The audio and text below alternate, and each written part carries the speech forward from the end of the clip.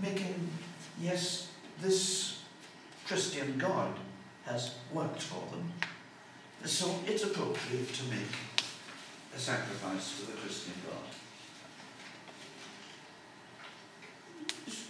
You're not making any theological statement about how many gods there are, but you acknowledge, yes, this God worked for us through the prayer of the one person who was devoted to him. And Patrick is careful not to take any of the honey. He does not participate in the sacrifice.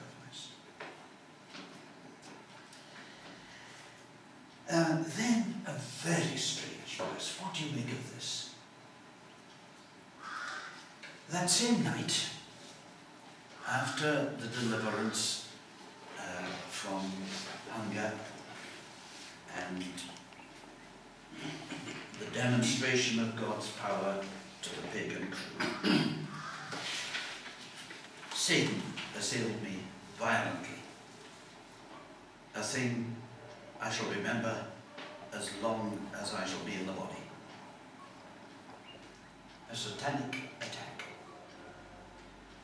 Satan fell on me like a huge rock. I couldn't stir a limb. Whence came it into my mind, ignorant as I am, to call upon Helias? Meanwhile, I saw the sun rise in the sky, and while I was shouting, Helias, Helias, with all my might, suddenly the splendor of that sun fell on me, and immediately freed me of all misery.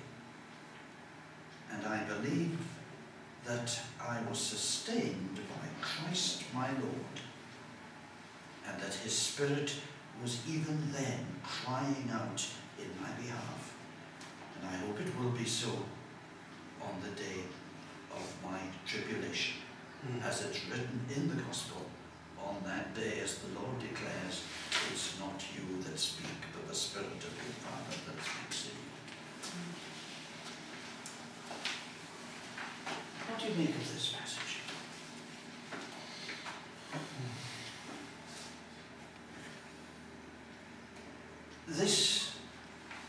In the night, he is visited by what he sees as a crippling attack of sin. So much so that he can't move.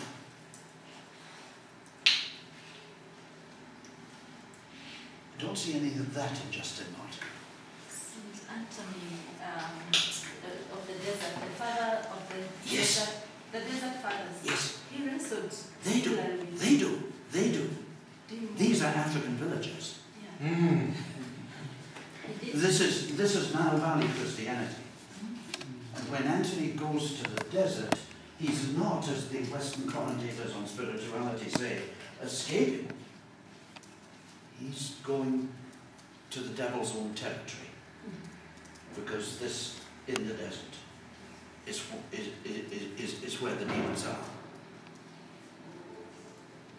The conversion of the desert is when the desert becomes a city, and the praises of Christ are sung as they're sung in the city.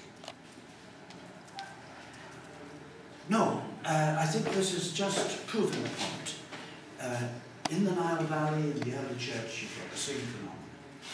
These are village people, rural people, living, well, you've got the Nile, but the Nile is capricious. You can have 7 good years followed by 7 bad ones, as in the Joseph story.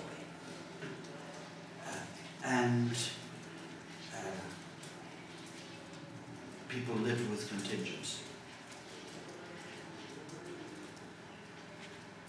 I can't think of any equivalent to this satanic visitation in any of the literary fathers of the 3rd or 4th centuries. touches of it in Pachomius. Pachomius was even accused of witchcraft, because he used to hear voices. But Patrick gets this satanic attack which paralyzes him, he can't move. What do you make of this business? He shouts, Helias, Helias. And he can't think why. Because I'm an ignorant man.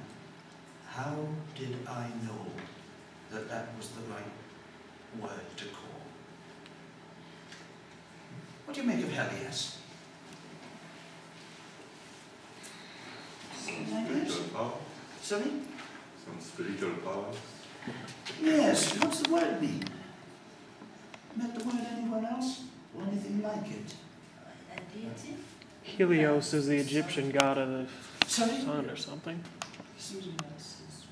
Sorry, I'm hearing voices, but not the words. Like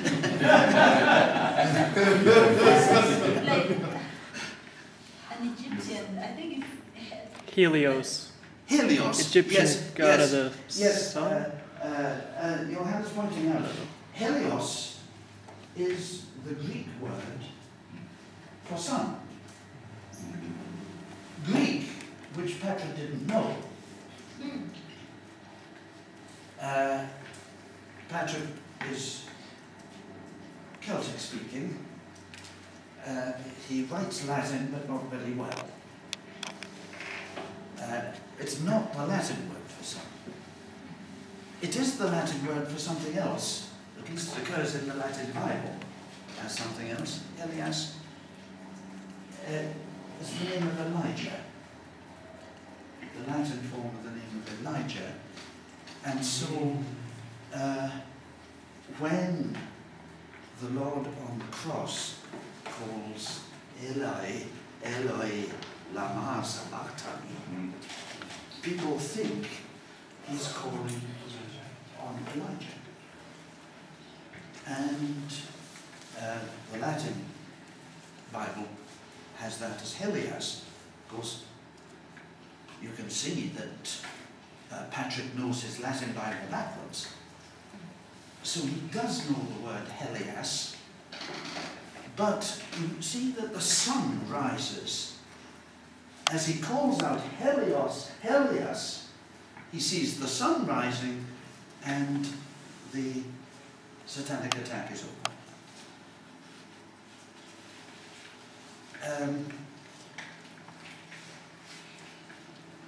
And Patrick seems to see this as there was a right word to say.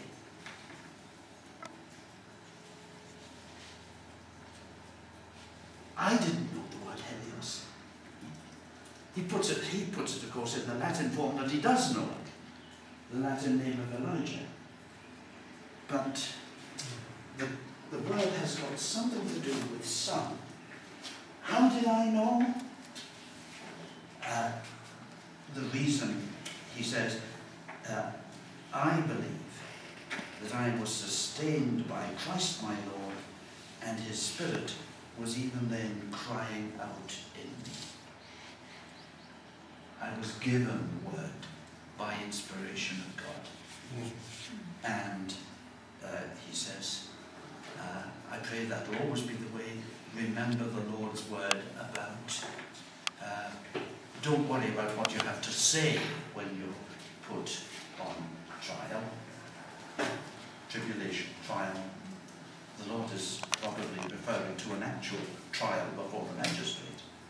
Don't worry what you're going to say, because it will be given to you on that day.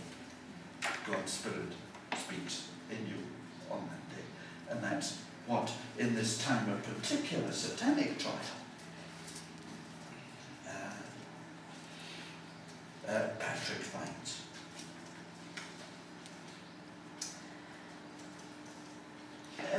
Well, this spiritual biography of his is full of indications that this man is living in a world where the barrier between the spirit world and the empirical world is very thin, where his faith is a very live one, which has got to get him through situations of contingency like hunger or like spiritual attack.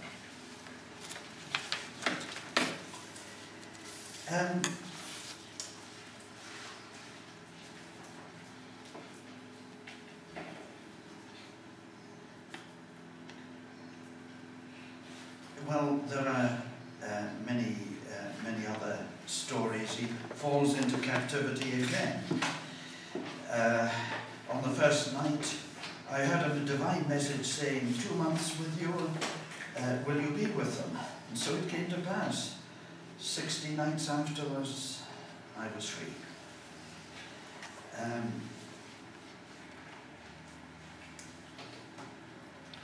23. After a few years, I was in Britain with my people, who received me as their son and sincerely besought me that now at last, having suffered so many hardships, I should not leave them and go elsewhere. He's come home. And he's settling down. And then he gets another night vision. And there's a man, and we even know his name, coming, as it were, from Ireland, where, of course, he had once been a slave, where he had come to living faith, and from which he had been delivered by this remarkable story of the journey to the ship and all that followed it.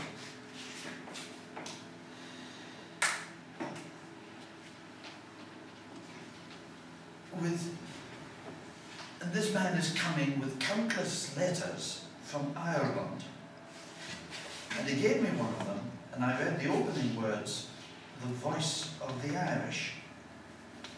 And as I read the beginning of the letter, I thought that at the same moment I heard their voice. He could hear Irish voices calling. And much the same language as the Celtic language spoken in both Ireland and Britain at this time. But doubtless with a different accent, you can hear these are Irish voices. And he knows even where they were, beside the wood of Vauclont, near the Western Sea, the Atlantic. And thus did they cry out as with one mouth, "We ask thee, boy, to come and walk among us once more." He's got to go back to the place where he had been a slave. I was quite heartbroken. Could read no further. And he wakes up. But you can't say no to a dream like this. He's still guided by the dream.